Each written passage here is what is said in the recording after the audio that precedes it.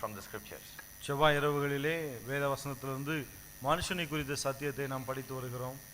We first began with putting in an outline form all that can be said about man.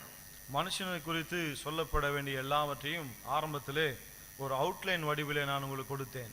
The outline consists of three things. அந்த அவுட்லைனிலே மூன்று காரியங்கள் அடங்கி இருக்கிறது. That man is made in the image of God. முதலாவது மனுஷன் தேவனுடைய சாயலிலே உண்டாக்கப்பட்டிருக்கிறான். Secondly, that man is made uniquely, that he is spirit, soul and body. இரண்டாவது மனுஷன் தனித்தன்மை வாய்ந்த விதத்தில் உண்டாக்கப்பட்டிருக்கிறான். அதாவது ஆவி ஆத்மா சரீரமாய் உண்டாக்கப்பட்டிருக்கிறான். Not just a mind or soul and body, spirit, soul and body. வெறும் மனம் அல்லது சரீரம் அல்லது ஆத்மா சரீரம் என்று கிடையாது. ஆவி ஆத்மா சரீரமாய் உண்டாக்கப்பட்டிருக்கிறான். There is no other honor that can be given to man than just that man is made as a spirit in just like God. மனுஷன் தேவனை போலவே ஆவியா இருக்கிறானே அது மனிதனுக்கு கொடுக்கப்பட்டிருக்கிற மிகப்பெரிய ஒரு மரியாதையாகும். The third thing we said is that man is made to be free. மூன்றாவதாக நான் சொன்னேன் மனிதன் சுதந்திரம் உள்ளவனாய் உண்டாக்கப்பட்டிருக்கிறான். And then we began to elaborate and expand on these three things. அதன் பிறகு இந்த மூன்று காரியங்களை நாம் விளக்கி சொல்ல ஆரம்பித்தோம். And now we are looking at God's purpose for the male. இப்பொழுது ஆண் மனுஷனுக்கான தேவனுடைய நோக்கத்தை குறித்து நாம் படித்து வருகிறோம். We are going to today slowly get into the next part which is God's purpose for the female also. அடுத்ததாக மனுஷிக்கான தேவனுடைய நோக்கம் அதற்குள்ளாக கூட நாம் செல்ல போகிறோம். But we need to talk a little bit more about this whole creation and God's purposes that are there embedded in the creation. சிருஷ்டிப்பிலே தேவனுடைய நோக்கங்கள் அடங்கி காணப்படுகிறதே அந்த நோக்கங்களை நாம் முழுமையாக கவனிக்க போகிறோம். Now the book of Genesis is the beginning after the end. Beginning after the end. That means that God planned and finished planning, and then what he began to do you read in Genesis. அதாவது தேவன் அவர் ஆதியிலே திட்டம் பண்ணினார். அவர் திட்டம் பண்ணி முடித்த பிறகு அவர் திட்டமிட்டதை ஆதியாகமத்திலே ஆரம்பிக்கிறார். I said it like that not just to sound nice, but it's the truth, and we need to realize that Genesis is not the beginning. There was something that was done before Genesis and was completed. Only then we have the project startup there in Genesis 1. ஆதியாகமம் தான் ஆரம்பம் என்று கிடையாது. ஆதியாகமுக்கு முன்னாலேயே காரியங்கள் எல்லாம் திட்டமிடப்பட்டு முடிக்கப்பட்டு விட்டது. அதன் பிறகுதான் அவருடைய செயல்பாடு ஆதியாகமம் முதலாம் அதிகாரத்திலிருந்து ஆரம்பிக்கிறது. The project starts in Genesis 1. ஆதியாகமம் முதலாம் அதிகாரத்தில் அந்த வேலை ஆரம்பிக்கிறது. But before you start the project, you prepare for the project in an elaborate manner. Every detail is done and every plan is made. All the drawings are over. ஆனா அந்த வேலை அந்த திட்டம் ஆரம்பிக்கிறதுக்கு முன்னாலே எல்லாமே ஏற்கனவே திட்டமிடப்பட்டு எல்லாம் எப்படி செய்யப்பட வேண்டும் என்று ஏற்கனவே வரையறுக்கப்பட்டு விட்டது. When you do a building, when you construct a building, a house or any kind of building, you draw the whole thing first, and then according to the drawing you build. ஒரு வீடோ அல்லது வேற ஏதோ கட்டிடமோ கட்டும் முன்னர் அதற்கான திட்டம் எல்லாம் தீட்டப்பட்டு அந்த வரைபடம் இருக்கும். அதன் பிறகுதான் வேலை ஆரம்பமாகும். And even before the drawing there is much thought and consideration that goes into every aspect, every need, and all of these things are taken into account. Only then the drawing is done. படம் வரைவதற்கு முன்பதாக கூட என்னெல்லாம் எப்படி இருக்க வேண்டும், என்னென்ன தேவைகள் இருக்கும் என்று அதையெல்லாம் சிந்தித்து அதன் பிறகுதான் படத்தையே வரைய ஆரம்பிக்கிறார்கள். I say this to tell you that before God made us, he has completed the drawing completely. இதை நான் ஏன் சொல்கிறேன் என்றால் தேவன் நம்மை உண்டாக்கும் முன்னர் வரைபடத்தை முற்றிலுமாய் முடித்து விட்டார். He did not, after making us, as we see in Genesis chapter 1, he did not go around experimenting with us to see what we will be and what we can do and so on. ஆதியாகமம் முதலாம் அதிகாரத்தில் நாம் காண்கிறோமே அதன் பிறகு நாம எப்படி இருப்போம் என்னவா இருப்போம் என்று ஆண்டவர் நம்மை கொண்டு பல எக்ஸ்பெரிமெண்ட் எல்லாம் செய்யவில்லை. No, God has nothing. No, God is not a God of confusion. தேவன் குழப்பத்தின் தேவன் அல்ல. He's a God of purpose. அவர் நோக்கத்தின் தேவனாய் இருக்கிறார். And I mentioned to you often 7 things about purpose. நோக்கத்தை குறித்து 7 காரியங்களை நான் உங்களுக்கு சொன்னேன். I want to remind you of that. அவைகளை நான் உங்களுக்கு நினைப்பூட்ட விரும்புகிறேன். Because this is something so important to life. ஏனென்றால் இது வாழ்க்கைக்கு மிகவும் முக்கியமான ஒன்று. One is God is a God of purpose. முதலாவது தேவன் நோக்கத்தின் தேவனாய் இருக்கிறார். Secondly, everything in life has a purpose. இரண்டாவது வாழ்க்கையில எல்லாவற்றுக்கும் ஒரு நோக்கம் உண்டு. Thirdly, not every purpose is known. மூன்றாவது எல்லாவற்றுடைய நோக்கத்தையும் அறிய முடியாது. Fourthly, when purpose is not known, there is abuse. நான்காவது நோக்கத்தை அறியாமல் போகும்போது துஷ்பிரயோகம் செய்யப்படுகிறது. Abuse becomes inevitable. துஷ்பிரயோகம் தவிர்க்க முடியாததாக மாறுகிறது. Fifthly, if you want to know the purpose of anything, you need to ask the maker of the thing. ஐந்தாவது ஒன்றினுடைய நோக்கத்தை அறிய வேண்டுமானால் அதை உண்டாக்கினவரிடம் தான் கேட்க வேண்டும். You need to ask the maker of the thing. அதை உண்டாக்கின ஆளுகிட்ட தான் போய் கேட்க வேண்டும் நோக்கத்தை. The fifth thing is, if you want to know the purpose of the thing, you never ask the thing. ஐந்தாவது ஒன்றினுடைய நோக்கத்தை அறிய வேண்டுமானால் அந்த பொருளிடம் போய் கேட்க கூடாது. Sixthly, the purpose is only found in the mind of the maker.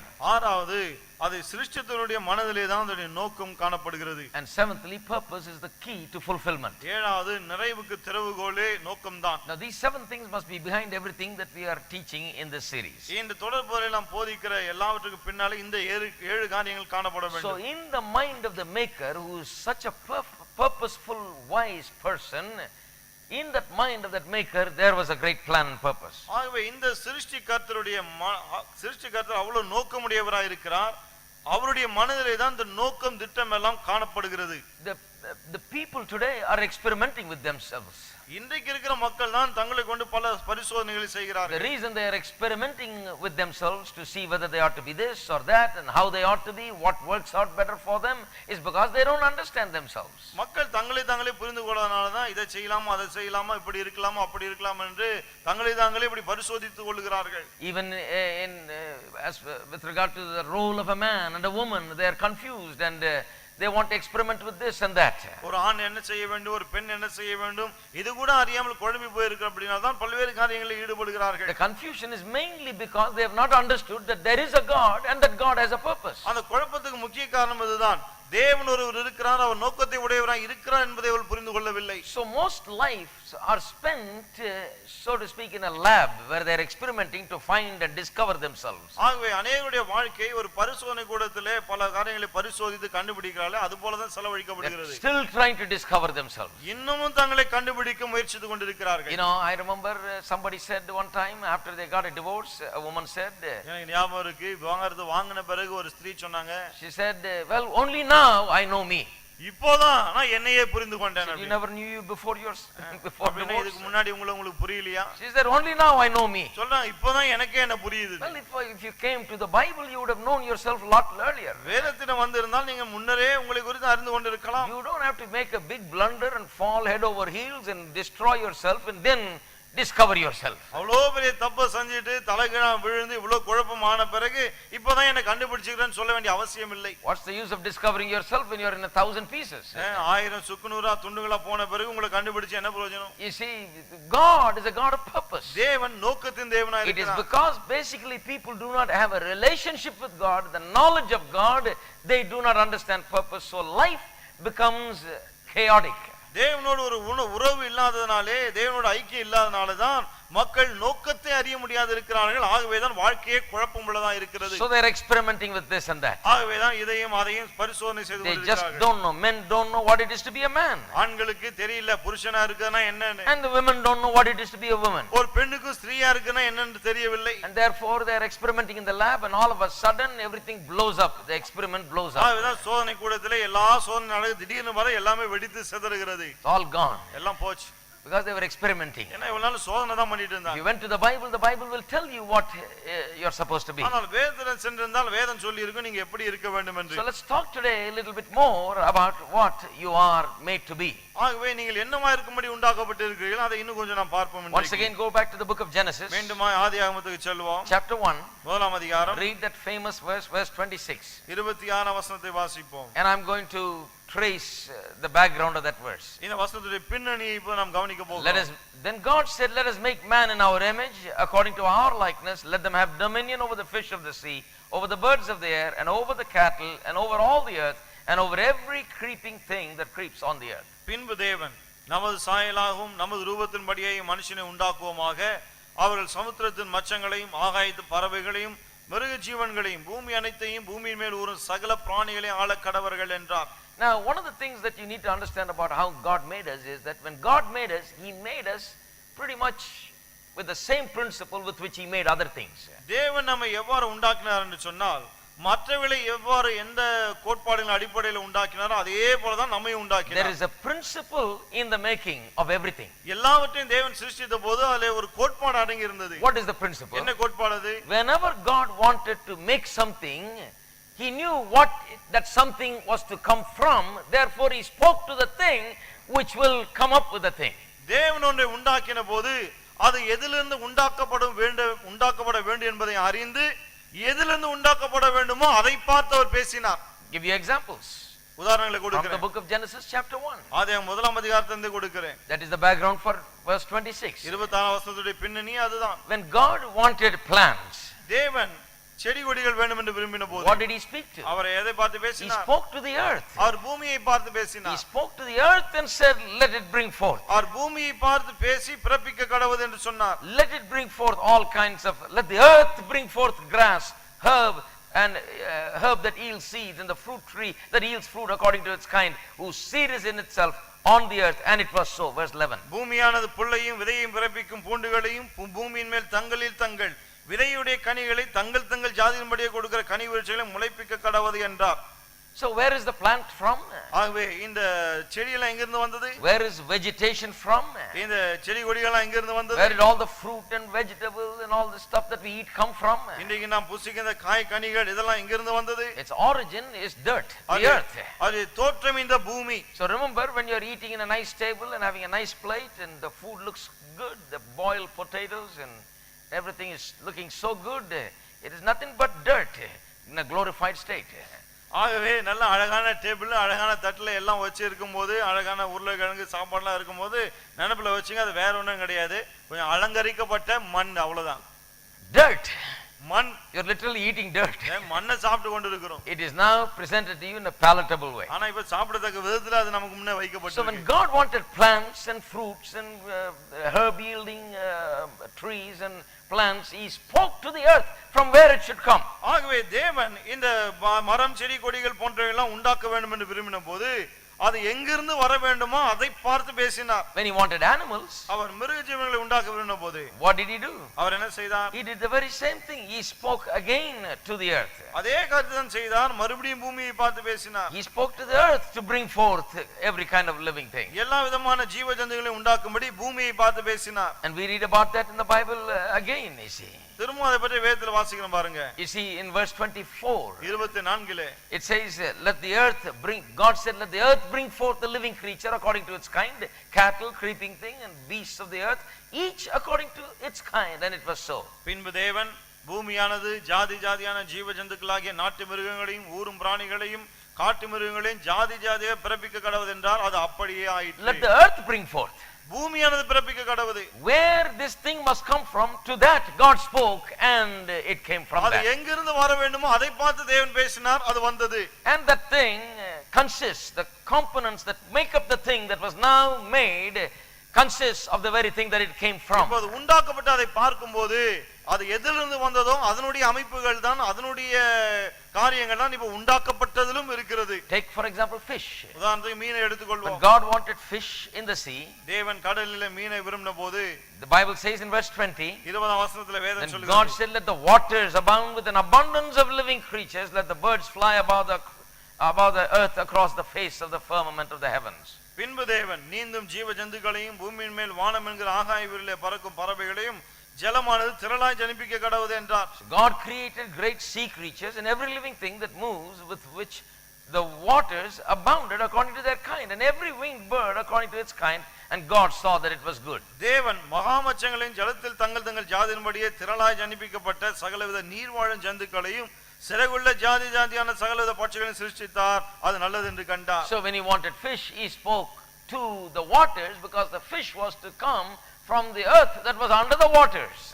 ஆகவே அவர் மீன்களை விரும்பின போது அது தண்ணீரிலிருந்து வரும்படி சொன்னார். அந்த மீனானது பூமியின் கீழே இருக்கு, அந்த தண்ணீரிலிருந்து வர வேண்டும். So what is fish? மீன் என்றால் என்ன? It's nothing but a mixture of water and dirt. மண்ணும் தண்ணியும் கலந்ததுதான் மீன்.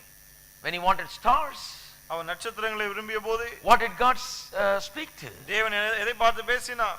Now when he wanted stars, the Bible says that God spoke to the atmosphere. தேவன் இந்த நட்சத்திரங்களை உண்டாக்க விரும்பின போது மேலே பார்த்து பேசினார், ஆகாயத்தை பார்த்து பேசினார் என்று சொல்லுகிறது. The atmosphere is filled with all kinds of gases. ஆகாயத்திலே பலவிதமான வாயு வாயுக்கள் இருக்கிறது. In verse 14 we read this. 14 பார்க்கிறோம். God said, let there be lights in the firmament of the heavens to divide the day from the night, and let them be for signs and seasons and for days and years. பின்பு தேவன் பகலுக்கும் இரவுக்கும் வித்தியாசம் உண்டாகத்தக்கதாக வானம் என்கிற ஆகாய விரிவிலே சுடர்கள் உண்டாக கடவுது, அவைகள் அடையாளங்களாகவும் காலங்களை நாட்களை வருஷங்களையும் குறிக்கிறதற்காகவும் இருக்க கடவுது என்றார். Let them be for lights in the firmament of the heavens to give the light on the earth, and it was so. அவைகள் பூமி மேல் பிரகாசிக்கும்படிக்கு வானம் என்கிற ஆகாய விரிவிலே சுடர்களாய் இருக்க கடவுது என்றார். அது அப்படியே ஆயிற்று. Then God made two great lights, the greater light to rule the day and the lesser light to rule the night. He made the stars also. தேவன் பகலையால பெரிய சுடரும் இரவையால சிறிய சுடரும் ஆகிய இரண்டு மகத்தான சுடர்களையும் நட்சத்திரங்களையும் உண்டாக்கினார். God set them in the firmament of the heavens to give light on the earth. பூமிக்கு வெளிச்ச அவைகள் பூமி மேல் பிரகாசிக்கும்படி தேவன் வைத்தார். So how were the stars created? ஆகவே நட்சத்திரங்கள் எப்படி உண்டாக்கப்பட்டது? The gases, the various gases that are there in the atmosphere simply came together when God commanded it with his word and simply exploded and stars were made. தேவன் தம்முடைய வார்த்தை பேசின போது ஆகாயத்திலிருந்து அந்த வாயுக்கள் எல்லாமே வெளுத்து சிதறி இப்படியாக அவைகள் உண்டாயிற்று. That is why the scientists say that a star is nothing but a massive nuclear explosion of condensed gases. ஆகவே தான் விஞ்ஞானிகள் சொல்கிறார்கள் இந்த வாயுக்கள் எல்லாம் வெளுத்து சிதறினால ஏற்பட்டவைதான் இந்த நட்சத்திரங்கள் என்று. So this is how they come from. They come from where God took them from. தேவன் அவைகளை எங்கிருந்து எடுத்தாரோ அங்கிருந்து அவைகள் எல்லாம் வந்திருக்கிறது. Plants came from the earth. செடி கொடிகள் பூமியிலிருந்து வந்தது. Fish and the animals came from the earth, and the fish came from under the waters, the earth under the waters. மிருகங்கள் பூமியிலிருந்து வந்தது, மீன் பூமியின் கீழே இருக்க அந்த தண்ணியிலிருந்து வந்தது. Stars came from the atmospheric gases. நட்சத்திரங்கள் மேலே இருக்கிற வாயுவிலிருந்து வந்தது. Now when the stars die, இப்போது நட்சத்திரங்கள் சாகும்போது what happens? என்ன நடக்கிறது? They simply go back to where they came from. அவைகள் எங்கிருந்து வந்ததோ அங்கே திரும்ப போகிறது. They simply dissipate into the atmosphere and just dissipate and just spread over the atmosphere. ஆகாயத்திலே அப்படியே அது காணாமல் போய் விடுகிறது. Because that's where they came from. ஏனால் அங்கிருந்து தான் அவைகள் வந்தன. When the animals die, மிருகங்கள் மரிக்கும்போது where do they go from? அவைகள் எங்கு போகிறது? They go dust to dust, ashes to ashes. மண்ணோடு மண்ணாக புழுதியோடு புழுதியாக போகிறது. Because that is where they came from. ஏனால் அங்கிருந்து தான் அவைகள் வந்தன. You see, so we looked at all these things to come to man. ஆகவே இவை எல்லாவற்றையும் ஏன் நாம் பார்த்தோம்னால் இப்போ மனுஷனிடத்துல வருகிறோம். Now let me ask you. இப்போது உங்களை பார்த்து When கேட்கிறேன். God wanted plants, he spoke to what? தேவன் செடி கொடிகள் வேண்டும் என்று சொன்னபோது எதை பார்த்து பேசினார்? Okay, when God wanted animals, what did he speak to? மிருகங்களை உண்டாக்கின போது எதை பார்த்து பேசினார்? When he wanted fish, what did he speak to? மீன்கள் வேண்டும் என்று விரும்பின போது எதை பார்த்து பேசினார்? When he wanted stars, what did he speak to? நட்சத்திரங்கள் வேண்டும் என்று விரும்பிய போது எதை பார்த்து பேசினார்? Now let me ask you the great question. When he wanted man, what did he speak to? இந்த கேள்வி கேட்க மனுஷனை உண்டாக்கின விரும்பின போது எதை பார்த்து பேசினார்? I say to you, when God wanted man, he spoke to himself. தேவன் மனுஷனை உண்டாக்க விரும்பிய போது தம்மை தாமே பார்த்து பேசினார். Because man was going to come from him. God spoke to himself and said, let us make man. மனுஷன் தேவனிடத்திலிருந்தே வர வேண்டும், ஆகவே தான் நாம் மனுஷனை உண்டாக்குவோமாக என்றார். He didn't speak to the skies. அவர் வானத்தை பார்த்து பேசவில்லை. He didn't speak to the dirt. அவர் பூமியை பார்த்து He பேசவில்லை. didn't speak to the waters. அவர் தண்ணீரை பார்த்து பேசவில்லை. He said, let us make man. நாம் உண்டாக்குவோமாக in our image and in our likeness. நமது சாயலாக நமது ரூபத்தின்படியே.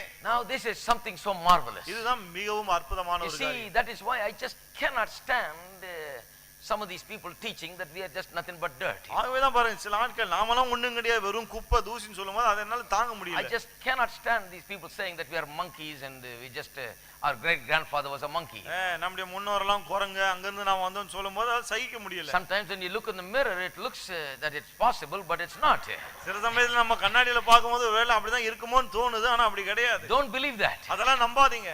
You know, even if someone looked like one, he is not from ஒருவேளை பாக்குறது சில பேர் அப்படி இருந்தாலும் அங்க இருந்து வரல நாம. No, not at all. கிடையாது. The Bible is a wonderful book giving to us the marvel of God's creation. வேதாகமம் அற்புதமான ஒரு புத்தகம், தேவனுடைய சிருஷ்டிப்பின் மகத்துவத்தை நமக்கு வெளிப்படுத்துகிறது. There is a principle involved in creation. சிருஷ்டிப்பிலே ஒரு கோட்பாடு காணப்படுகிறது. Everything, when God made everything, he spoke to something, out of that thing came. தேவன் ஒவ்வொன்றையும் உண்டாக்கின போது எங்கிருந்து வர வேண்டுமோ அதை பார்த்து பேசினார், அது உண்டாயிற்று. And when that thing dies, it goes back to the same thing where it came from. அந்த காரியம் சாகும்போது அது எங்கிருந்து வந்ததோ அங்கேயே திரும்ப போகிறது. So when God made man, ஆகவே தேவன் மனுஷனை உண்டாக்கின போது he spoke to himself and said, let us make man in our image. அவர் தம்மை தாமே பார்த்து பேசி மனுஷனை நமது சாயலாக நமது ரூபத்தின்படி உண்டாக்குவோமாக என்றார். Now that is where we have verse 26. இங்கே தான் 26ஆம் வசனம் வருகிறது. God said, this time I'm not going to speak to anything, I'm going to bring him out of me. தேவன் சொன்னார், இந்த முறை வேற எதையும் பார்த்து பேச போவதில்லை, என்னிடத்திலிருந்தே அவனை வெளியே கொண்டு வர I'm going to போகிறேன். make him just like me. என்னைப் போலவே உண்டாக்க போகிறேன். In my image. என்னுடைய சாயலிலே.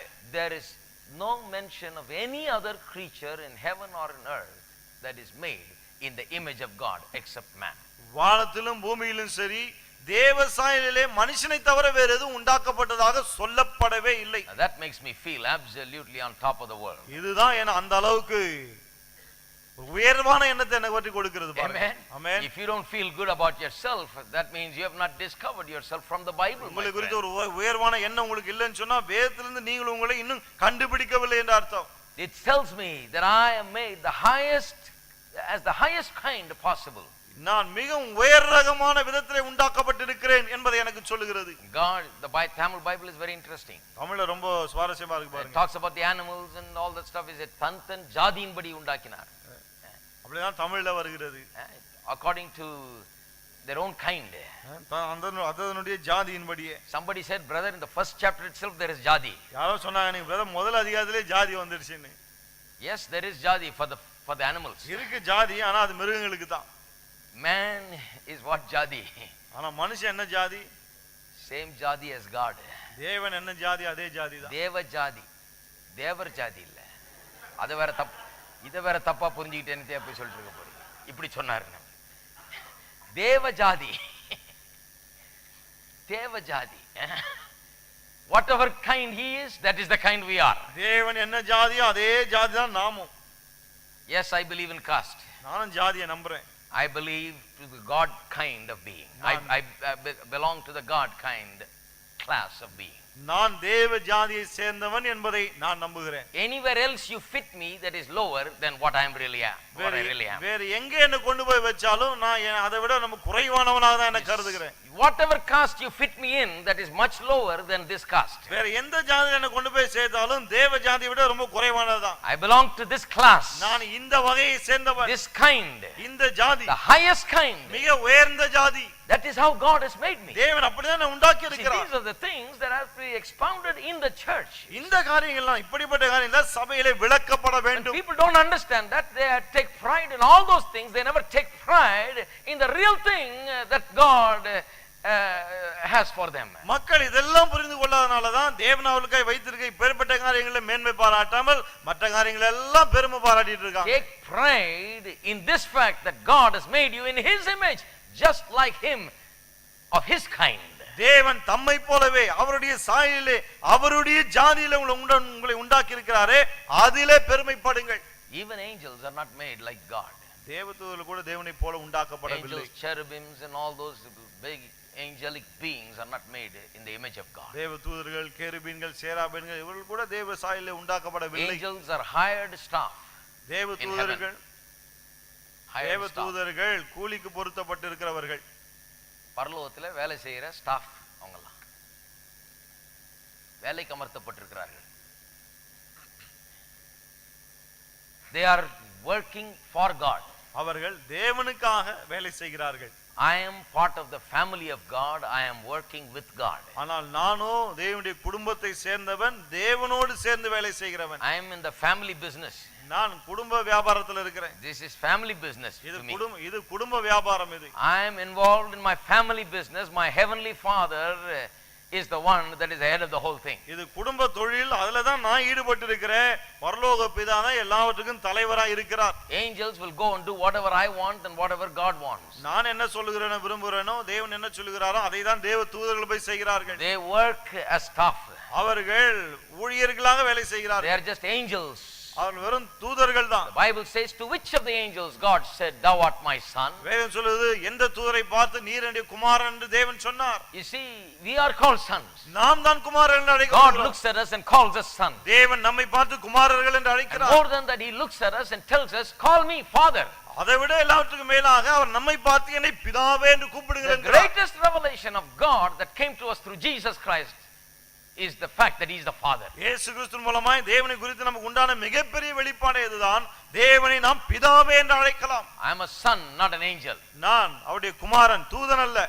Amen. Amen. Now a lot of, when you're young, when you're a little kid, sometimes you wish to be an angel. You want to, get wings and grow wings and fly away like an angel. சின்ன பிள்ளைகளா இருக்கும்போது ஒரு தூதனை போல நமக்கும் ரெக்கைகள் இருக்காது, அப்படியே பறந்து போயிடலாமா அப்படி எல்லாம் Angels are யோசிக்கிறோம். better. நாம நினைப்போம் தூதர்கள் நம்மோட சிறந்தவங்க. No, we are better. கிடையாது, நாம் தான் சிறந்தவர்கள். That's what the Bible says. வேதம் அதுதான் So சொல்லுகிறது. I'm not trying to be an angel. Angels are my servants. I'm just trying to be me. ஆகவே நான் தூதனா இருக்க முயற்சிப்பதில்லை, தூதனுடைய பணிவிடைக்காரன் நானாகவே இருக்க All பாருங்க. right, let's get a little bit more. சரி, இன்னும் கொஞ்சம் ஆழமா போவோம். Well, are you glad already? ஏற்கனவே சந்தோஷம் வந்துடுச்சா? Are you glad already? சந்தோஷமா இருக்கீங்களா? You came from God, my friend. நீங்க தேவனிடத்திலிருந்து வந்தவர்கள் நண்பர்களே. Now let's look at verse 27. 27 கவனிப்போம். So God created man in his own image, and in the image of God he created him. Male and female he created them.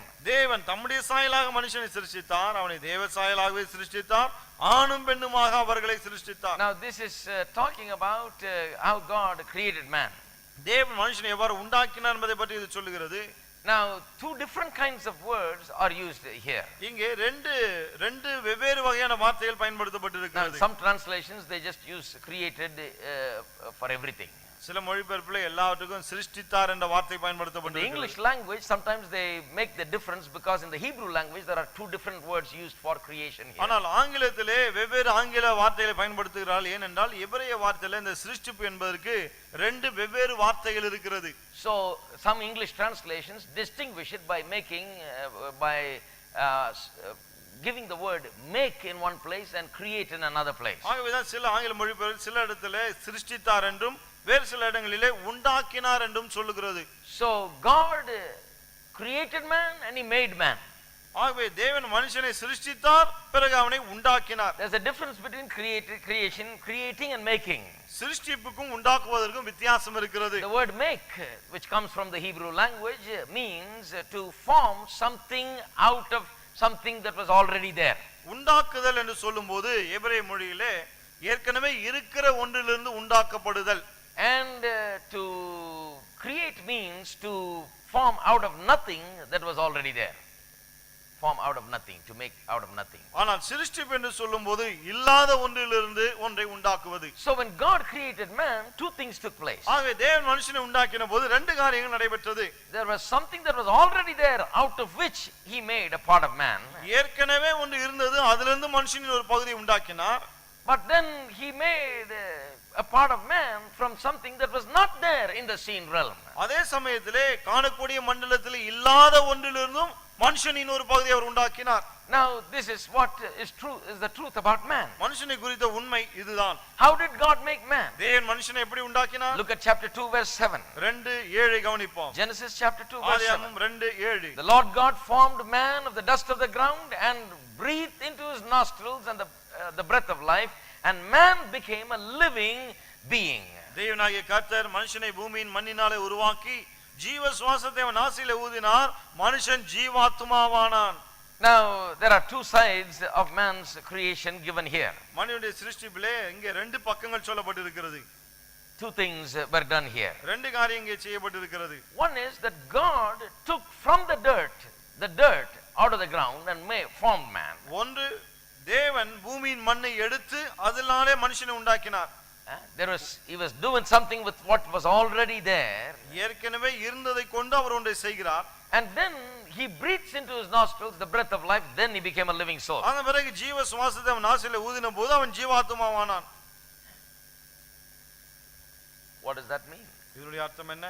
It means that God made him from that which was already there, that was made before him, and that which was not there in the seen realm. ஏற்கனவே மனுஷனுக்கு முன்னாலே இருந்த உண்டாக்கப்பட்ட ஒன்றிலிருந்து மனுஷனை உண்டாக்கினார். அதன் பிறகு அங்கே இல்லாத இன்னொன்றிலிருந்து மனுஷனை உண்டாக்கினார். Now the creation part of it comes from the fact that God is a spirit and that man is also created as a spirit. சிருஷ்டிப்பு என்று நாம் சொல்லும்போது தேவன் ஆவியா இருக்கிறான், மனுஷனும் ஆவியா இருக்கிறான் என்பதை நாம் சொல்லுகிறோம். Man is a spirit. மனுஷன் ஆவியா இருக்கிறான். Man does not have a spirit, he is a spirit. மனுஷனுக்கு ஒரு ஆவி இருக்குன்னு கிடையாது, மனுஷனே ஆவியா இருக்கிறான். Now many people do not understand this concept of the human how we are a spirit. எப்படி நாம் ஆவியா இருக்கிறோம் இதையே பலர் புரிந்து கொள்ளாமல் இருக்கிறார்கள். We are a spirit. நாம் ஆவியா இருக்கிறோம். We are not a body, we are not a mind, we are a spirit. நாம் ஒரு மனமும் அல்ல, நாம் ஒரு சரீரமும் அல்ல, நாம் ஆவியா இருக்கிறோம். A spirit living in a body and having a mind. ஆவியா இருக்கிற நாம் ஒரு சரீரத்துல வாழ்ந்து கொண்டிருக்கிறோம், நமக்கு ஒரு மனம் இருக்கிறது. So man is a spirit and the spirit part of him comes from God. God is the source. That's where that he became spirit. ஆகவே மனுஷன் ஆவியா இருக்கிறானே அது எவ்வாறு வந்தது என்றால் தேவன் ஆவியா இருக்கிறார், அங்கிருந்து தான் அவனுடைய ஆவி வந்தது. That is why the Bible says they that worship him must worship him in spirit. ஆகவே வேதம் சொல்லுது அவரை ஆராதிக்கிறவர்கள் ஆவியோடு அவரை தொழுது கொள்ள வேண்டும் என்று. There is a big difference between worship and praise. துதிக்கும் ஆராதனைக்கும் மிகப்பெரிய வித்தியாசம் இருக்கு. When we are playing the music and singing, just because we sang a few songs, it doesn't mean worship. ஏதோ ஒரு சில பாடலை பாடி இசை வாசிக்கிறதுனாலே அது ஆராதனை ஆகி விடாது. No, கிடையாது. you are singing and clapping your hands, lifting your hands, that is not worship. பாடலை பாடுகிறீர்கள், கைகளை தட்டுகிறீர்கள், கரங்களை உயர்த்துகிறீர்கள், அதெல்லாம் ஆராதனை. You are praising God. நீங்கள் கர்த்தரை துதிக்கிறீர்கள். Worship is something that takes place in the inward man, in the spirit. ஆராதனை என்பது உள்ளான மனிதனிலே ஆவியிலே நடைபெறுகிற ஒன்று. Spirit contacting spirit, spirit becoming one with spirit, God who is the spirit. ஆவி ஆவியோடு தொடர்பு கொள்கிறது, இந்த ஆவி ஆவியா இருக்கிற தேவனோடு கூட ஐக்கியம் கொள்கிறது. That is why the word worship has they say has two meanings. ஆகவே இந்த ஆராதனை என்ற வார்த்தைக்கு ரெண்டு அர்த்தம் இருக்கிறதா சொல்கிறார்கள். One is to bow down and kiss. ஒன்று தலை வணங்கி முத்தமிடுவது. We understand that, we bow before God and worship and all that. அது நமக்கு புரிகிறது, நான் கர்த்தருக்கு முன்பாக தலை வணங்குகிறோம், அதெல்லாம் செய்கிறோம். The second word is intercourse. That means two things becoming one. இரண்டாவது வார்த்தை என்ன சொன்னால் ஒரு சங்கமம், இரண்டு காரியங்கள் இரண்டரை கலப்பது. Man and God becoming one. தேவனும் மனுஷனும் ஒன்றாவது.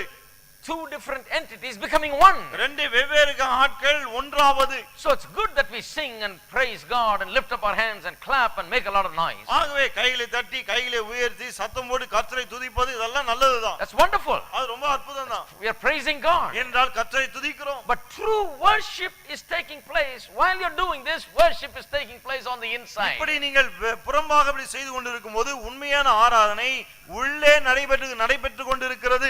So Christians, true believers need to recognize that worship is basically spiritual, not just this activity. ஆகவே விசுவாசிகள் எதை புரிந்து கொள்ள வேண்டும், ஆராதனை என்பது சும்மா கை தட்டுது மற்ற காரியங்கள் அல்ல, அது உள்ளே நடைபெறுகிற ஒன்று. Certainly the Bible says shout unto the Lord, lift up your hands and this and that, கம்பீரமாய் பாடுங்கள், கைகளை உயர்த்துங்கள், இதெல்லாம் வேதம் சொல்லுகிறது உண்மைதான். Make a joyful noise. கம்பீரமாய் சத்தம் போடுங்கள். But these are outward activities. ஆனா இவையெல்லாம் புறம்பே செய்யப்படுகிறவைகள். True worship is spiritual and it happens in the spirit. மெய்யான ஆராதனை என்பது ஆவிக்குரியது, அது உள்ளே ஆவியில் நடைபெறுகிறது. Amen. Amen.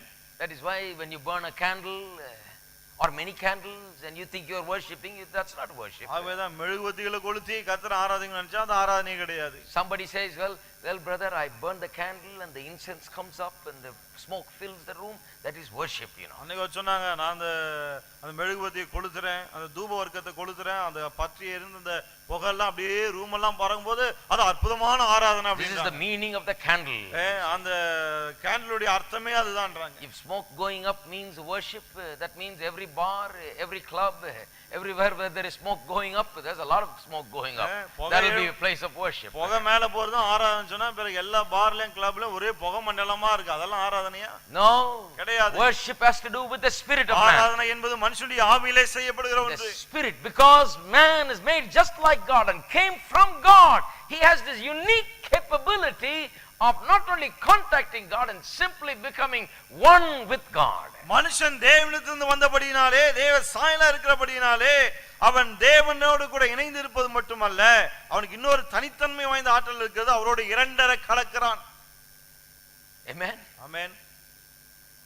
This is the part of man that did not come from anything, it came directly from God. மனுஷனுடைய இந்த பகுதி வேற எங்கிருந்து வரவில்லை, தேவனிடத்திலிருந்து நேரடியாக அவனுக்கு வந்தது. The body came from the earth. சரீரம் பூமியிலிருந்து வந்தது. But the spirit did not come from anything, it came from God. ஆனால் இந்த ஆவி என்பது வேற எதிலிருந்து வரவில்லை, தேவனிடத்திலிருந்தே வந்தது.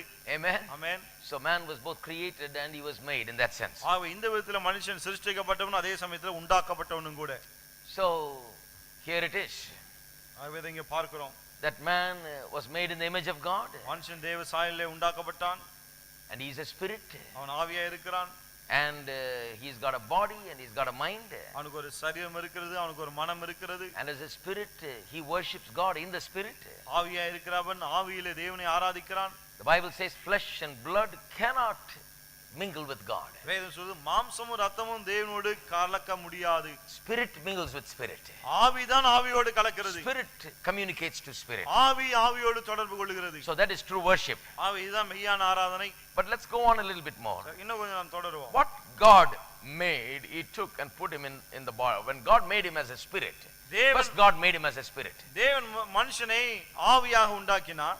God said, let us make man. தேவன் சொன்னார் மனுஷனை உண்டாக்குவோமாக என்று. And he made man first of all as a spirit man. அவர் முதலாவது மனுஷனை ஆவி மனிதனாக தான் உண்டாக்கினார். Now in Genesis chapter 2 verse 7, what we read about, where we read about how he took the dust of the earth and formed man and breathed into his nostrils, we are seeing God taking this man who is a spirit and literally putting him inside a house, a body. ஆனா ஆதியாகமம் 2:7 கர்த்தர் பூமியின் மண்ணினாலே அவனை உண்டாக்கினார் என்று வாசிக்கிறோமே, அதனுடைய அர்த்தம் என்ன? ஆவியா இருக்கிற இந்த மனுஷனை மண்ணினால் செய்யப்பட்ட சரீரத்துக்குள்ளே தேவன் கொண்டு போய் ஒரு வீட்டை போல அவனுக்கு அங்கே போய் குடி அமர்த்துகிறார். Man did not become man only when he got his body. மனுஷனுக்கு சரீரம் வந்தபோதுதான் அவன் மனுஷன் ஆனான் என்று கிடையாது. Man is a spirit. மனுஷன் ஆவியா இருக்கிறான். Now he is given a body. இப்போது அவனுக்கு ஒரு சரீரம் கொடுக்கப்படுகிறது. He is placed within a body. அவன் ஒரு சரீரத்துக்குள்ளே வைக்கப்படுகிறான். Man was put within a body which God has made. தேவன் உண்டாக்கின அந்த சரீரத்துக்குள்ளாக இந்த மனுஷன் வைக்கப்படுகிறான். Why did God want man to have a body? ஏன் தேவன் மனுஷனுக்கு ஒரு சரீரம் வேண்டும் என்று விரும்பினார்? He wanted man to have a body so that he can fellowship with him in the unseen realm, and yet at the same time manifest that fellowship and that glory in the seen realm. இந்த மனுஷன் காணக்கூடாத மண்டலத்திற்கு அந்த தேவனோடு கூட ஐக்கியம் கொண்டிருந்து அந்த ஐக்கியத்தினுடைய மகிமையின் பிரதிபலிப்பை காணக்கூடிய இந்த மண்டலத்திலே பிரதிபலிக்க வேண்டும் என்று விரும்பினார். So man's responsibility is to expose the unseen in the seen. ஆகவே மனுஷனுடைய பொறுப்பு என்ன? காணக்கூடாத மண்டலத்தில் இருக்கிறவைகளை காணக்கூடிய இந்த மண்டலத்திலே வெளிப்படுத்த வேண்டும். Is to have a relationship with God and reflect that glory on that earth. தேவனோடு கூட ஒரு ஐக்கியத்தை கொண்டிருந்து அந்த மகிமையை இந்த பூமியிலே வெளிப்படுத்த வேண்டும். Man is capable of receiving ministry from the unseen in the unseen, that is in his spirit. காணக்கூடாத மண்டலத்திலிருந்து காணக்கூடாத தன்னுடைய ஆவியிலே மனுஷன் இந்த ஊழியத்தை பெற்று and then he manifests it in the seen realm. அதை காணக்கூடிய இந்த மண்டலத்திலே அவன் வெளிப்படுத்துகிறான். So when God made a house for man, ஆகவே தேவன் மனுஷனுக்கு ஒரு வீட்டை உண்டாக்கினார். that's the body. அதான் சரீரம். The first house he made for man மனுஷனுக்காக உண்டாக்கின முதல் வீடு is the male house. ஆண் வீடு. See, that's why even a woman is a man, really, in the sense that mankind, a human being. But when house was given, there was a difference made. In the spirit there is no male female. When the house was given, only in the house there was a difference. பாருங்க, ஆவியை பொறுத்தவரையில ஆண் பெண் என்ற பேதம் கிடையாது. ஆனால் வீடு கொடுக்கப்பட்ட போதுதான் ஆண் வீடு பெண் வீடு என்று ரெண்டு வகையா கொடுக்கப்பட்டது. Amen. Some of us were given a male house and some of us are given a female house. சிலருக்கு ஆண் வீடு சிலருக்கு பெண் வீடு அப்படி தான் கொடுக்கப்பட்டிருக்கு. God has made us two different kinds. தேவன் நம்ம ரெண்டு வகையை உண்டாக்கி இருக்கிறார். In the spirit there is no difference between male and female. ஆவியிலே ஆண் பெண் என்ற வித்தியாசம் இல்லை. That's why the Bible says there is neither male nor female in Christ. ஆகவே தான் வேதம் சொல்லுது கிறிஸ்துவுக்குள் ஆண் என்றும் இல்லை பெண் என்றும் இல்லை. What does it mean? அதே அர்த்தம் என்ன? Some people, I've seen it in some other countries, they quote it like this: there is neither male nor female, full stop. சில நாட்டுல பாத்திருக்கேன், ஆண் என்றும் இல்லை பெண் என்றும் இல்லை, அவ்வளவுதான் புள்ளி வச்சிருவாங்க. Everybody is the same. எல்லாரும் ஒண்ணுதான். Utter confusion, and they live like that. They sometimes they say there is neither male nor female, no difference. It's all right. Everybody just. ஆண் என்றும் கிடையாது பெண் என்றும் கிடையாது, அங்க வித்தியாசம் இல்லை, எப்படி வேணா வாழ்ந்துக்கலாம் அப்படினு சொல்றாங்க. Bible is not saying that. வேதம் அப்படி சொல்லவில்லை. In your relationship with Jesus, in your spiritual contact and fellowship with Christ, it doesn't matter whether you are male and female. A female can fellowship just as well as a male, and a male can fellowship just as well as a female with God through Christ. தேவனோடு கூட கிறிஸ்துவின் மூலமாய் நீங்கள் கொண்டிருக்கிற ஐக்கியம் இருக்கிறதே, அதுல அந்த ஐக்கியத்தை பொறுத்தவரையிலே ஆண் பெண் என்ற பேதம் கிடையாது. எப்படி ஆண் அவரோட ஐக்கியம் கொள்ள முடியுமோ அதே போல பெண்ணும் அவரோட ஐக்கியம் கொள்ள முடியும். அந்த அர்த்தத்தை தான். Not only is the man spirit, the female also. Male man spirit, the female man is also spirit. ஆண் மனுஷன் மட்டும் ஆவியா இருக்கிறது மட்டும் அல்ல, பெண் மனுஷன் இருக்கிறாள், அவளும் ஆவியாக தான் இருக்கிறாள். Amen. Amen. So spiritually she is capable of everything that a man is capable of. ஆவிக்குரிய பிரகாரம் ஒரு ஆண் என்னவெல்லாம் செய்ய முடியும் அதெல்லாம் ஒரு பெண்ணும் செய்ய முடியும். So don't be surprised, when a woman is spiritual. ஆகவே ஒரு பெண் ஆவிக்குரியலா இருக்கும்போது ஆச்சரியப்படாதீங்க. There's nothing wrong with that. She is spiritual. She is spirit. அதுல எந்த தவறும் கிடையாது. அவள் ஆவியே இருக்கிறாள், ஆகவே ஆவிக்குரியவளா Just as இருக்கிறாள். much you are a spirit, male is a spirit, the female is a spirit. எப்படி ஒரு ஆண் ஆவியா இருக்கிறான் அதே போல தான் பெண்ணும் ஆவியா She can be இருக்கிறாள். as close to God as a male can be. ஒரு ஆண் எந்த அளவுக்கு தேவனோடு நெருக்கமா இருக்க முடியுமோ அதே போல பெண்ணால She இருக்க can முடியும். fellowship with God just as effectively as a male can. ஒரு ஆண் எந்த அளவுக்கு பயனுள்ள விதத்தில் தேவனோடு நெருக்கமா இருக்க முடியுமோ அந்த அளவுக்கு பெண் இருக்க முடியும். So in that way there is no male nor ஆக female. இந்த விதத்திலே ஆண் என்றும் கிடையாது பெண் என்றும் கிடையாது. Now சரி, let's go on a little bit more. இன்னும் கொஞ்சம் பார்ப்போம். The first principle in creation, I said this, சிருஷ்டியில முதலாவது கோட்பாடு என்று இப்படி சொன்னேன். and it is this, அது இதுதான். that everything came, when God wanted something, He spoke to the thing from which it must come. தேவன் எதை ஒன்றை உண்டாக்க விரும்பின போது அது எதிலிருந்து உண்டாக்கப்பட வேண்டுமோ அதை பார்த்து பேசினார். And it came from that very thing. அது அதிலிருந்து வந்தது. So plants came from dirt, animals came from dirt. ஆகவே செடி கொடிகள் மிருகஜீவன்கள் எல்லாம் பூமியிலிருந்து வந்தது. Stars came from the atmosphere, gases. நட்சத்திரங்கள் ஆகாயத்திலிருந்து வந்தது. Man came from God. மனுஷன் தேவனிடத்திலிருந்து வந்தான். Then his house was given from the earth. பிறகு பூமியிலிருந்து அவனுக்கு ஒரு வீடு கொடுக்கப்பட்டது. Now let's give you a second principle இரண்டாவது கோட்பாட்டை சொல்லுங்க. in creation. சிருஷ்டிப்பிலே. That is this. அது இதுதான். Wherever something came from, it was made of the same material from which it came from. ஒரு பொருள் எங்கிருந்து வந்ததோ அது எங்கிருந்து வந்ததோ அதனுடைய அம்சம் என்னவோ அதே அம்சத்தை உடையதாக இதுவும் வந்தது. Whatever is in the thing that it came from, that's the thing that is in the thing that came. உண்டாக்கப்பட்டது எதிலிருந்து உண்டாக்கப்பட்டதோ அதனுடைய அம்சம் என்னவோ அதனுடைய தன்மை என்னவோ அதே தன்மையை கொண்டதா இதுவும் இருந்தது. So the animal came from the dirt. The components of the animal, if you break it down, it's nothing but dirt and the various components of the dirt. ஆகவேதான் மிருக ஜீவன்கள் மண்ணிலிருந்து வந்தது. மிருக ஜீவன்ல பிரித்து பார்ப்போம் என்று சொன்னால் பூமியினுடைய அம்சம் தன்மை என்னவோ அதே தன்மை தான் மிருக ஜீவன்களுக்கு இருக்கிறது. So if you take man and break him up and see what components are there in man, you will find that man is just like God. ஆகவே மனுஷனையும் நாம் பிரித்து பார்ப்போம் என்று சொன்னால் தேவன் எவ்வாறு இருக்கிறார் அதே போல தான் மனுஷனும் இருக்கிறான். Now another word that is commonly used for man is human. Human beings, we say human in English language. ஆங்கிலத்திலே மனுஷனை குறித்து ஹியூமன் என்று சொல்வார்கள். That's a very interesting word. ரொம்ப சுவாரஸ்யமான வார்த்தை அது. The word humus or humus, the abbreviation of the word humus is what the first two letters of the word human are from. Human என்ற வார்த்தை வருகிற அந்த முதல் ரெண்டு வார்த்தை HU என்பது ஹியூமஸ் என்ற வார்த்தையினுடைய சுருக்கம். Simply means dirt.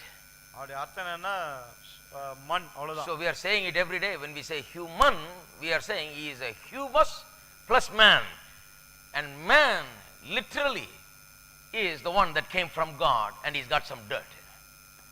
ஆகவே ஹியூமன் என்று நாம் சொல்லும்போது மண் மனுஷன் என்று சொல்லுகிறோம். ஒவ்வொரு நாளும் அப்படிதான் சொல்லும் பாருங்க. மனுஷன் என்பவன் தேவனிடத்திலிருந்து வந்தான், அதே சமயத்தில் மண்ணிலிருந்து வந்தான் என்று நாம் சொல்லுகிறோம். He's got these two parts. இந்த ரெண்டு பகுதிகள் இருக்கு. The man is spirit, மனுஷன் ஆவியா இருக்கிறான், but he's got a dirt part, an earthly part in him. ஆனால் அவனிலே மண்ணுக்குரிய ஒரு பகுதியும் இருக்கிறது. That's all. He's in a earthly house, but he's God. He's like God. அவனுடைய வீடு பூமிக்குரியது என்றாலும் அவன் தேவனுடைய ஒரு பகுதியும் உடையவனா இருக்கிறான். தேவனை போலவே இருக்கிறான். That is why the Bible says, ஆகவேதான் வேதம் சொல்கிறது, you are as gods. நீங்கள் தேவர்கள் என்று. Have you ever read that? நீங்க வாசிச்சிருக்கீங்களா அத?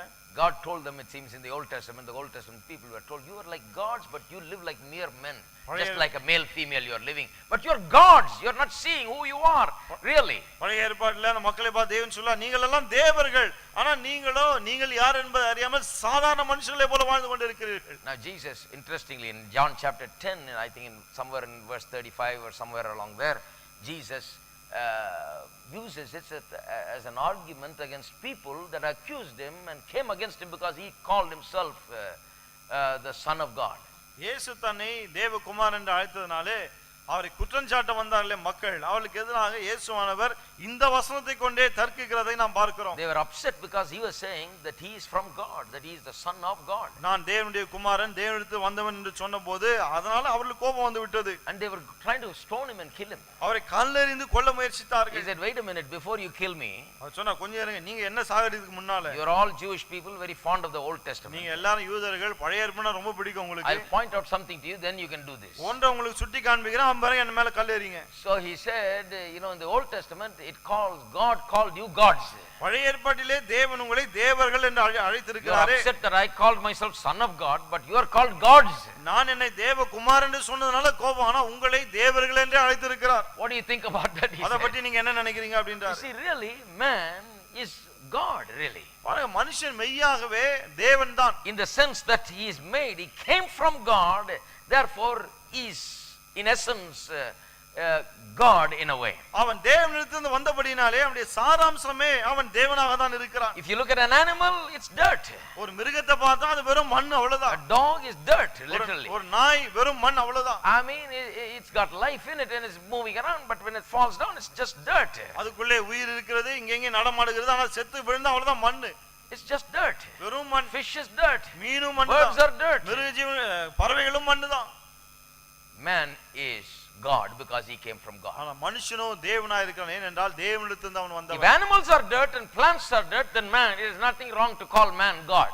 மிருக ஜீவன்கள் மண் என்றால், பிறகு செடி கொடிகள் மண் என்றால், பிறகு மனுஷனை தேவன் என்று அழைப்பதிலே எந்த தவறும் கிடையாது. But Christian people are more interested in calling themselves dirt than God. ஆனா கிறிஸ்தவர்கள் தேவன் என்று தங்களை அழைப்பதை விட மண் தூசி என்று சொல்லுவதில் அவ்வளவு பெருமை. This is the whole problem with the Christian church, you see. கிறிஸ்தவ சபையில இதான் பிரச்சனை I பாருங்க. just can't understand how we just do everything upside down and go topsy-turvy. எல்லாரும் தலைகீழா பண்ணி இந்த மாதிரி ஆக்கிட்டோம் பாருங்க. You see, instead of standing up with our shoulders high and say, I'm God in this world. தோள் உயர்த்தி நின்று நான் இந்த உலகத்துல தேவனாய் இருக்கிறேன் என்று சொல்வதை விட்டுட்டு, If you said that today, they'll probably stone you just like they tried to stone Jesus. இன்னைக்கு சொன்னீங்கன்னா இயேசுவை கல்ல அடிக்க முயற்சித்த மாதிரி நம்மளே அடிக்க முயற்சிப்பாங்க. Like I said when I first started preaching, I mentioned some of these things. Some of them were coming up with their sleeves folded up. நான் ஆரம்பத்துல ஊழியத்தை ஆரம்பிச்ச போது இந்த காரியங்கள் சிலவற்றை சொன்னப்போ கையை மடக்கின்னு வந்துட்டாங்க அடிக்கிறதுக்கு. How can you say that? எப்படி நீங்க அப்படி சொல்லலாம்? How can you say that we are gods? நாம தேவர்கள் எப்படி சொல்லலாம்? I told them that the believer is called Christ in the New Testament. நான் சொன்னாங்கள பார்த்து புதிய ஏற்பாடுல விசுவாசி கிறிஸ்து என்று அழைக்கப்படுகிறான். Says what fellowship has the believer with the unbeliever? விசுவாசிக்கு அவிசுவாசிக்கு சம்பந்தம் ஏது? And then it gives different names for the believer and different names for the unbeliever. விசுவாசி வெவ்வேறு பெயர் கொண்டும் அவிசுவாசி வெவ்வேறு பெயர் கொண்டும் வேதம் அழைக்கிறது. So the unbeliever is called Belial. கடைசில அவிசுவாசி பேலியால் என்றும், The believer is called Christ. விசுவாசி கிறிஸ்து என்றும் அழைக்கிறது. That makes them even mad. அது இன்னும் கோபத்தை உண்டாக்குது பாருங்க. You are saying that we are Christ. நாமெல்லாம் கிறிஸ்துன்னு சொல்ல வரீங்களா? I'm not saying you are Jesus Christ. நீங்க இயேசு கிறிஸ்துன்னு சொல்லல. I'm saying whatever Christ is that you are. அதாவது That's what it Kristu says. என்னவா இருக்கிறாரோ அப்படியே நீங்களும் இருக்கிறீர்கள். Become one with him. That's what the Bible அவரோடு teaches. ஒன்றாகி விட்டோம். வேதம் அதான் போதிக்கிறது. And the Bible simply just in the same way teaches that since you came from God, you are God. அதே போல தான் வேதம் போதிக்கிறது. நீங்கள் தேவனிடத்திலிருந்து வந்ததனாலே நீங்கள் தேவன். A plant is dirt because it came from dirt. A man is God because he came from God. ஒரு செடி வெறும் மண்ணா இருக்கு ஏனென்றால் மண்ணிலிருந்து வந்தது. ஒரு மிருகம் மண்ணா இருக்குது ஏனென்றால் அது மண்ணிலிருந்து வந்தது. Now don't get me wrong. Don't go out and say then worship me because I'm God. சொல்ல தப்பா புரிஞ்சுக்காதீங்க. நானும் தேவன் தானே, என்ன வணங்க ஆரம்பிச்சிருங்கன்னு. No, we are understand what I'm trying to say. என்ன சொல்ல முயற்சின்னு புரிஞ்சுங்க. Saying that since you came from God, in essence you are God. நீங்கள் தேவனிடத்திலிருந்து வந்ததனாலே சாராம்சத்தை பார்க்க போனால் நீங்கள் தேவன் தான். You are not the God who is to be worshipped. நீங்கள் ஆராதிக்கப்பட வேண்டிய தேவன் அல்ல.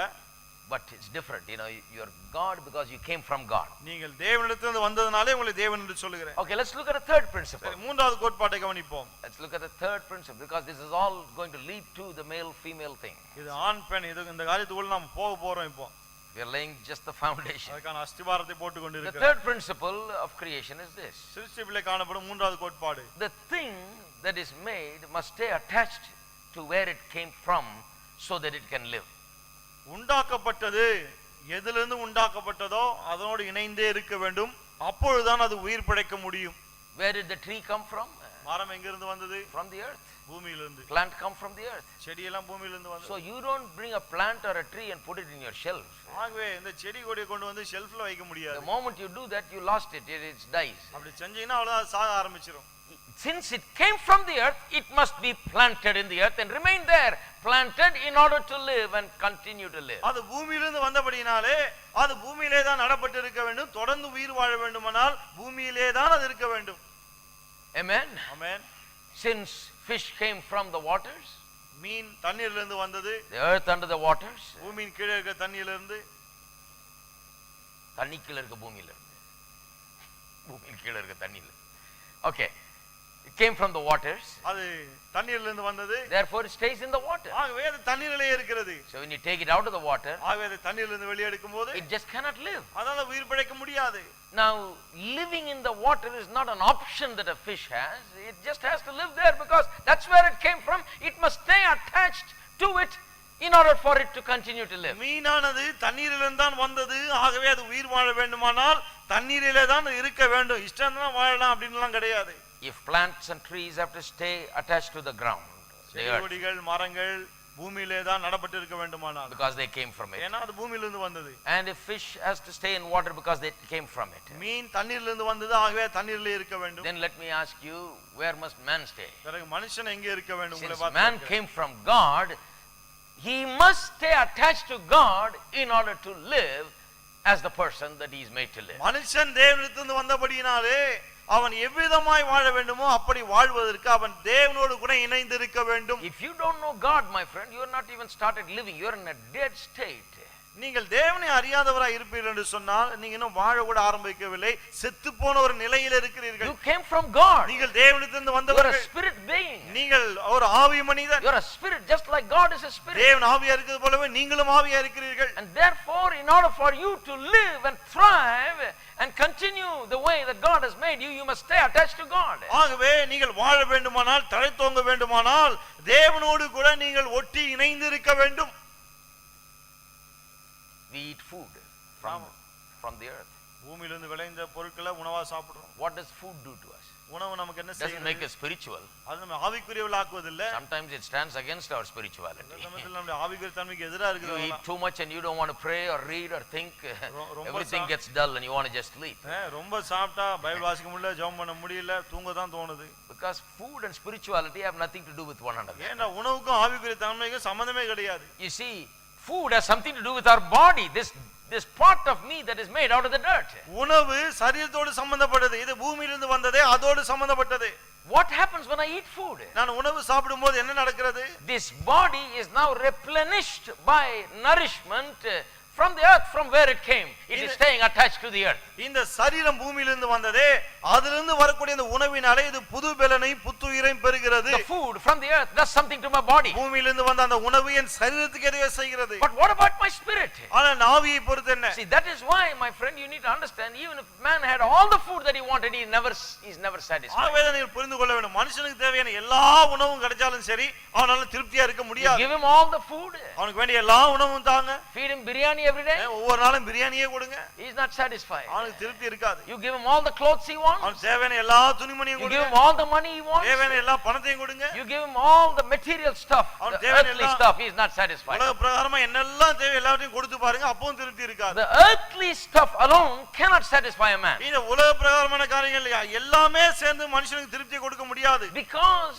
he is a spirit. ஏனென்றால் அவன் ஆவியா இருக்கிறான். Man can only find satisfaction and fulfillment when he knows God and when he is eating the bread of life that has come down from heaven. மனுஷன் தேவனை அறிந்து வானத்திலிருந்து வந்த அந்த ஜீவாப்பத்தை புசித்தான் ஒழிய வாழ்க்கையில திருப்தியோ மன நிறைவோ அவனுக்கு உண்டாகாது. He must know God. தேவனை அறிந்து கொள்ள He வேண்டும். must eat the word which is full of life, spirit life. ஆவியின் ஜீவனால் நிறைந்திருக்கிற இந்த வார்த்தையை அவன் புசிக்க வேண்டும். The disciples, Peter said to Jesus one time when Jesus asked the disciples, are you also going to leave me just like everybody else? ஒரு முறை இயேசு சீஷர்களை பார்த்து இவங்கெல்லாம் போய்விட்டது போல நீங்கள் என்னை விட்டு போய்விட மனதா இருக்கீங்கன்னு கேட்டார். He said, where shall we go because you have the words of life? அப்போ அப்போது பேர் சொல்ல நித்திய ஜீவ வசனங்கள் உம்மிடத்தில் உண்டே, நாங்கள் எங்கு போவோம்? What is this, my friend? இது என்ன நண்பர்களே? This is not food for your body. இது உங்கள் சரீரத்துக்கான உணவு அல்ல. It affects your body. இது உங்கள் சரீரத்தை பாதிக்கிறது. But it's food, not food for your body, it is food for your spirit. ஆனால் இது உங்கள் சரீரத்துக்கான உணவு அல்ல, ஆவியின் உணவு. The spirit is the foundation of man's being. மனுஷனுடைய ஆழ்த்துவத்தின் அஸ்திவாரமே இந்த ஆவிதான். And the spirit must be fed with the word of God. ஆவி தேவனுடைய வார்த்தையினாலே போஷிக்கப்பட வேண்டும். We need God to live and be alive in the spirit, and God's word to be nourished and fed in the spirit. தேவன் நம்முடைய ஆவியிலே வாழ வேண்டும், நம்முடைய ஆவி உயிருள்ளதா இருக்க வேண்டும், அது நல்ல போஷாக்கா இருக்க வேண்டுமானால் தேவனுடைய வார்த்தையானது நம்ம அதுக்கு தர வேண்டும். Now, to know God and to be in the word is not an alternative, the option that you have. That's the only way there is. There is no other way. தேவனை அறிந்து தேவனுடைய வார்த்தை உண்பது என்பது ஏதோ விரும்பினா செய்யலாம் இல்லாட்டி வேண்டாம் அப்படி கிடையாது. அதுதான், வேற வழியே கிடையாது. Because some are saying, why don't you try Jesus? சில என்ன சொல்றாங்க, இயேசுவை ஏன் நீங்க முயற்சிக்க கூடாது அப்படின்னு கேக்குறாங்க. Well, basically that's wrong. You know, it's not we are saying why don't you try Jesus? If you don't have Jesus, if you don't know God through Jesus Christ, you're finished, you're doomed. You have no life. There is nothing. இயேசுவை ஏன் முயற்சிக்க கூடாது என்பது தவறு. ஏன்னா இயேசு இல்ல, முயற்சிக்க கூடாதுன்னு சொல்றது தவறு. முயற்சிக்க கூடாதுன்னு சொல்லுது. ஏன்னா இயேசு இல்லாவிட்டா வாழ்க்கை அவ்வளவுதான். இயேசுவின் மூலமாய் தேவனை கண்டடையாவிட்டால் வேற ஒண்ணுமே கிடையாது. It's like telling a fish, why don't you try water? அதை மீனை பார்த்து நீ ஏன் தண்ணீரை முயற்சிக்க கூடாதுன்னு கேக்குற மாதிரி. Fish, if it has a mouth and can speak, it will tell you, what do you mean try water? Without water I can't even live. மீனுக்கு வாய் இருந்தா அது பேச முடியாது. கேக்கும், ஏன் தண்ணீரை முயற்சிக்கணும்னு கேக்குறீங்க? தண்ணி இல்லாட்டி நான் எப்படி இருப்பேன்னு கேக்கும் அது. It's not that I'm going to try water, I got to be in water. தண்ணீரை முயற்சின்னு சொல்லாத, நான் தண்ணீர்ல தான் இருந்தாகணும். I tell you, my friend, God is not an option, God is a necessity. God is absolutely necessary in a person's life.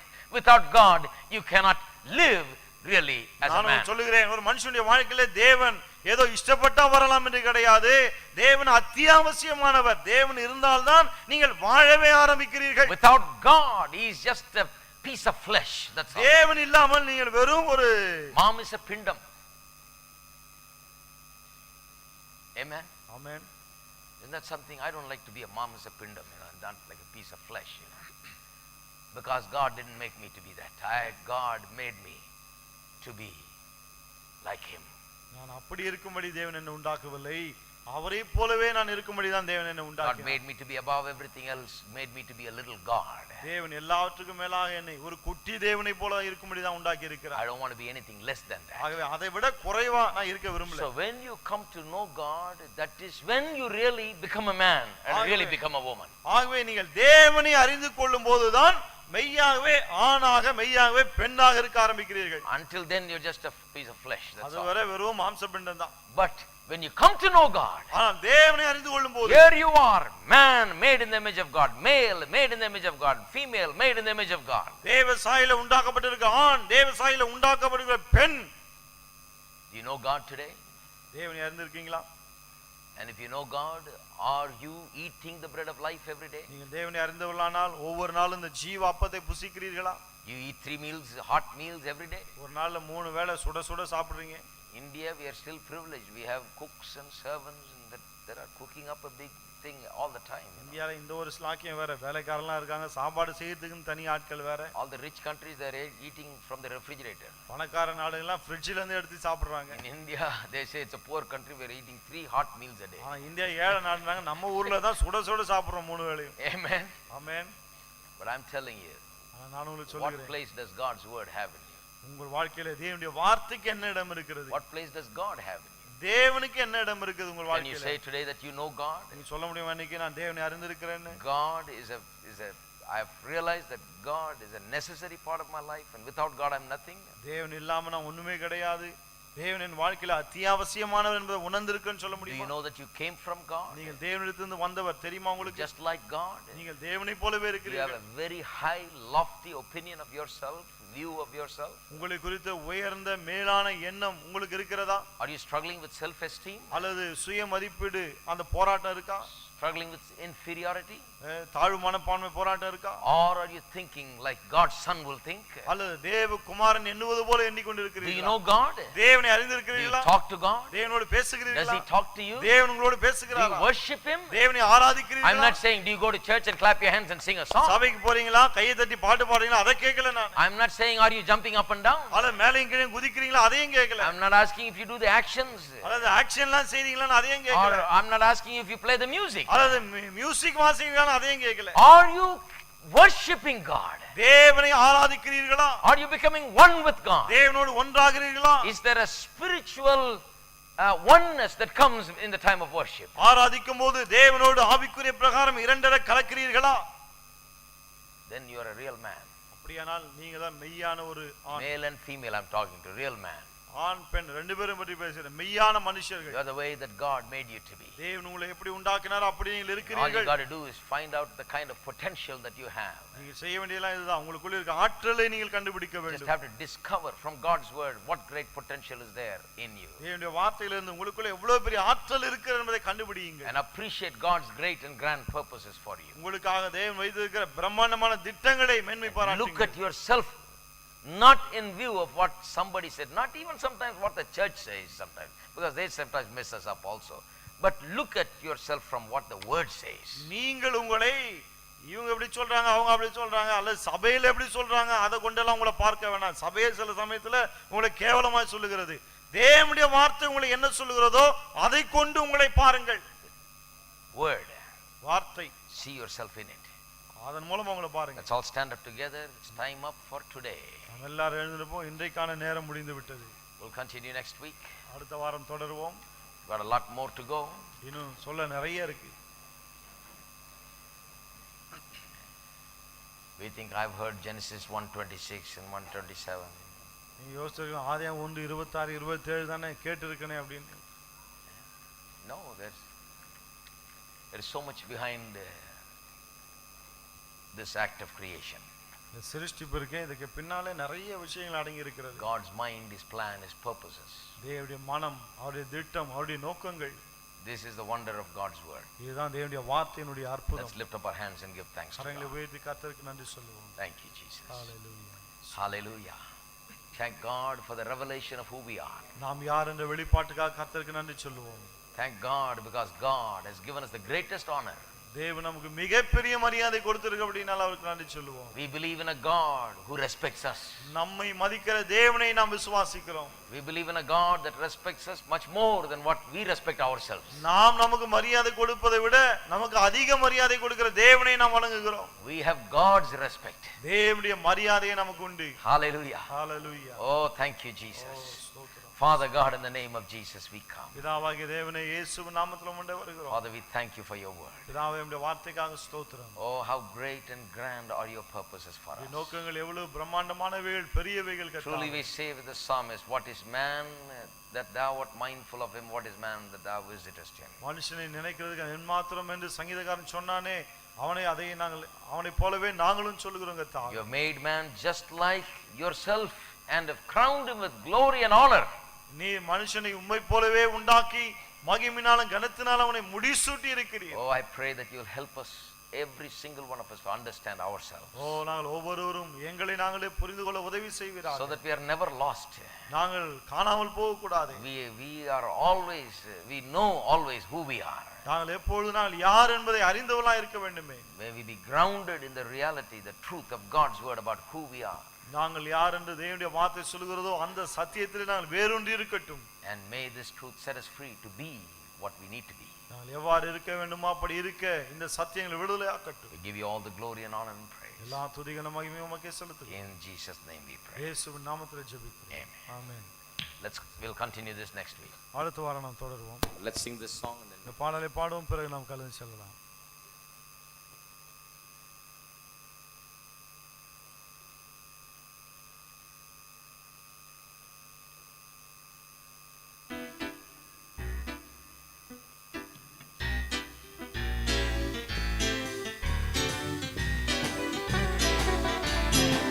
There's a feeling in the air, God everywhere, and resurrection power is really moving in this hour. Oh, that Jesus might be glorified. Oh, that Jesus might be glorified. There's a feeling in the air. God is everywhere.